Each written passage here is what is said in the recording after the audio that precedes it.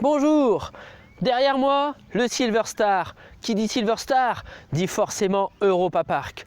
Nous sommes de retour dans le célèbre parc allemand pour rencontrer Lucie, une fan qui a réalisé son rêve et qui travaille désormais au sein du parc. Elle nous attend, on file la rejoindre. Lucie, bonjour. Bonjour. Alors, présentez-vous un peu, qui êtes-vous? Alors, moi je viens du territoire de Belfort, j'ai 25 ans et j'ai toujours été fan du parc. Depuis toute petite, mes parents ils m'ont toujours emmenée, ils m'ont toujours baignée dans l'ambiance féerique d'Europa Park. Je suis cavalière aussi, donc on a lié l'utile à l'agréable en m'offrant une place donc, à l'Arena Show, aux côtés de Ludovic et puis toute son équipe. Voilà. Ok, donc vous êtes fan du parc, vous avez découvert Europa Park à quel âge? J'avais 5-6 ans peut-être quand je suis venue, enfin des premiers souvenirs que j'ai. À l'époque, c'est vrai que c'était pas un parc surdimensionné comme on a maintenant, avec les attractions, la technologie. Mais c'est bien parce qu'avec les années, on voit le parc évoluer et c'est toujours agréable. Et qu'est-ce qui vous plaît le plus à Europa Park? L'ambiance féerique de toutes les saisons.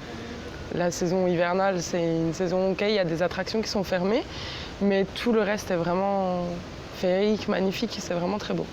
Donc là, vous êtes venu à Europa Park, vous avez réalisé un rêve, vous travaillez au parc, vous travaillez où exactement?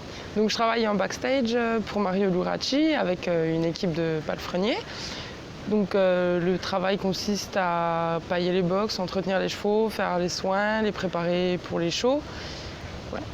Donc vous avez une passion pour le cheval? Ah oui, depuis l'âge de 5 ans, j'ai fait toutes mes études dans le monde équestre, donc sur le lycée agricole de Levier, et je suis là aujourd'hui.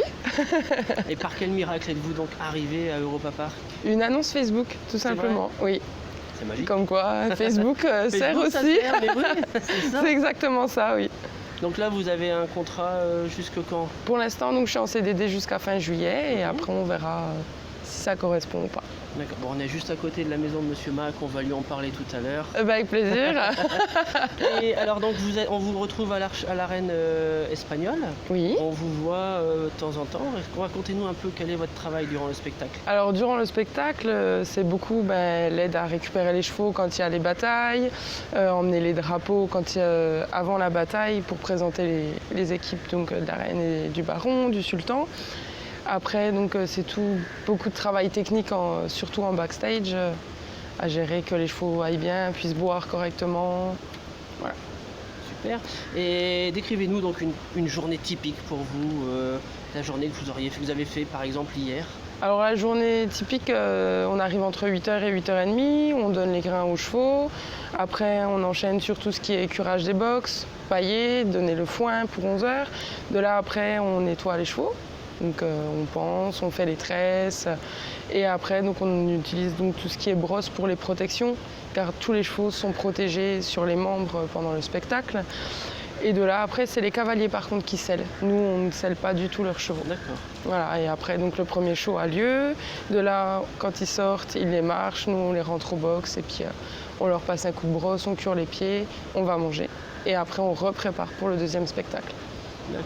Et fin de journée, donc on lâche les chevaux qui sont en repos, on fait les soins aux autres, donc graisser les pieds, enlever les tresses, bien les brosser et qu'ils puissent dormir au propre.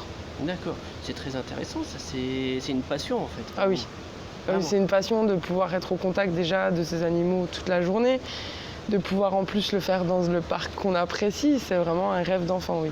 Et qu'est-ce que vous avez ressenti la première fois où vous êtes rentré dans l'arène là justement pour travailler? J'étais impressionnée.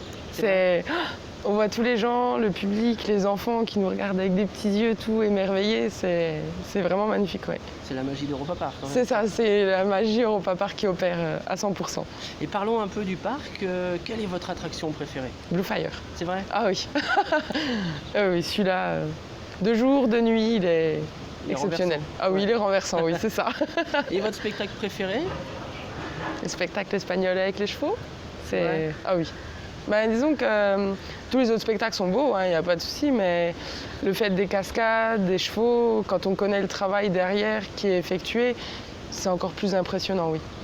Si demain quelqu'un qui regarde cette vidéo aujourd'hui est intéressé et voudrait postuler, faire le même travail que vous, qu'est-ce que vous lui conseilleriez de faire? De rester lui-même.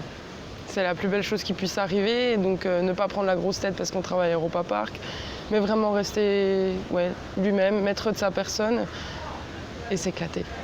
Profiter vraiment. Et puis profiter pour faire les attractions du coup entre les Voilà spectacles, aussi. hein, de temps en temps. Bon, entre les spectacles, c'est un peu compliqué, mais pour les jours off, il n'y a pas de problème. Bah, c'est bien ça. Eh ben, merci beaucoup. Merci à Comme vous. vous êtes de repos, on va vous laisser faire un petit tour de Blue Fire. Il n'y a pas de problème, avec plaisir. À bientôt. Merci.